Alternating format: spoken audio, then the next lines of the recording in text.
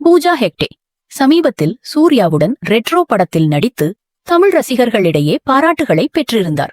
அதனைத் தொடர்ந்து கூலி திரைப்படத்தில் மோனிகா பாடலில் நடனமாடி டாக் ஆஃப் த டவுனாக மாறியிருக்கிறார். பூஜா ஹெக்டே சமீபத்தில் த ஹாலிவுட் ரிப்போர்ட்டர் ஊடகத்தின் இந்திய பதிப்பிற்கு அளித்த பேட்டியில் தான் பெற்ற எதிர்மறை விமர்சனங்களால் மிகவும் பாதிக்கப்பட்டதாக குறிப்பிட்டார். அந்த பேட்டியில் பூஜா ஹெக்டே, இப்படி பணம் கொடுத்து வளர்ந்து வரும் நபர்களை குறிவைத்து அவமதிக்க முயல்வது எனக்கு மிகுந்த அதிர்ச்சியளிக்கும் விஷயமாக இருக்கிறது. இது என் பெற்றோரையும் மிகவும் பாதிக்கிறது. ஆரம்பத்தில் இதை பற்றி நான் பெரிதாக கவலைப்படவில்லை. ஒருவர் முயற்சிகளை மேற்கொண்டு நம்மை கீழே இழுக்க முயன்றால் நாம் அவர்களை விட மேலே இருக்கிறோம் என்பதே பொருள். அதனால் முதலில் இதை ஒரு பாராட்டாகவே எடுத்துக்கொண்டேன். ஆனால் எல்லை மீறிய அர்த்தமற்ற விமர்சனங்கள் வந்து கொண்டே இருக்கின்றன.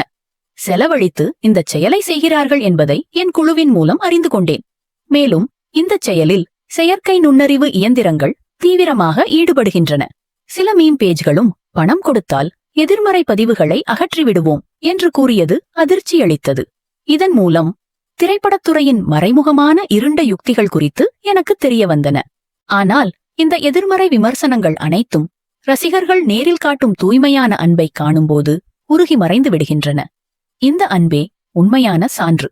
இணையத்தில் வரும் விஷத்தன்மையுள்ள கருத்துக்கள் பெரும்பாலும் செயற்கை நுண்ணறிவு இயந்திரங்கள் மற்றும் சிலர் உருவாக்கும் போலிக் கணக்குகளால் உருவாக்கப்படுபவைதான் என்று சற்று உணர்ச்சி வசப்பட்டு குறிப்பிட்டார் பூஜா ஹெக்டே. இந்த வீடியோ உங்களுக்கு பிடிச்சிருந்தா வீடியோவை லைக் பண்ணுங்க, ஷேர் பண்ணுங்க. மேலும் இது போன்ற சினிமா செய்திகளை தினமும் கேட்கணும்னு நினைச்சீங்கன்னா தி சினிமா டுடே அப்படிங்கிற நம்ம சேனலை சப்ஸ்கிரைப் பண்ணிக்கோங்க. தேங்க்யூ.